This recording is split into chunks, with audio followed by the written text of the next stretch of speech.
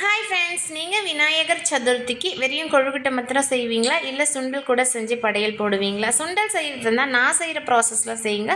நல்லா சாஃப்டாக வெந்து வரும், நல்ல டேஸ்டியாகவும் இருக்கும். அதுக்கு ஓவர் நைட் 8 ஹவர் நல்லா ஊற வச்சேன்னா, நான் சென்னா வெள்ளை சுண்டல் எடுத்திருக்கேன். நீங்கள் கருப்பு சுண்டல் கூட எடுத்து சேம் ஊற வச்சுக்கலாம்.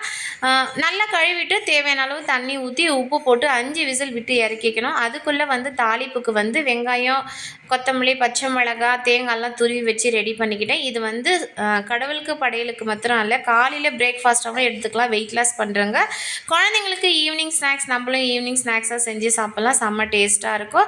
கடாயில் எண்ணெய் ஊற்றி, எண்ணெய் காஞ்சதோ கடுகு, ஜீரகம், காஞ்ச மிளகாய் போட்டு தாளித்தா இன்னும் வாசனையாக இருக்கும். நான் பச்சை மிளகாய் தான் போட்டு தாளித்தேன். பச்சை மிளகாய், வெங்காயம், கொஞ்சமாக அதுக்கு உப்பு, மஞ்சத்தூள், கொஞ்சம் பெருங்காயத்தூள், கொட்டை போட்டு நல்லா வதக்கிட்டு அதுக்கப்புறம் கொத்தமல்லியும் தேங்காய் துருவலும் போட்டு வதக்கி எடுத்துட்டா சூப்பரான சுண்டல் ரெடி. கண்டிப்பாக வீடியோ பிடிச்சா லைக் பண்ணுங்கள். பாய்.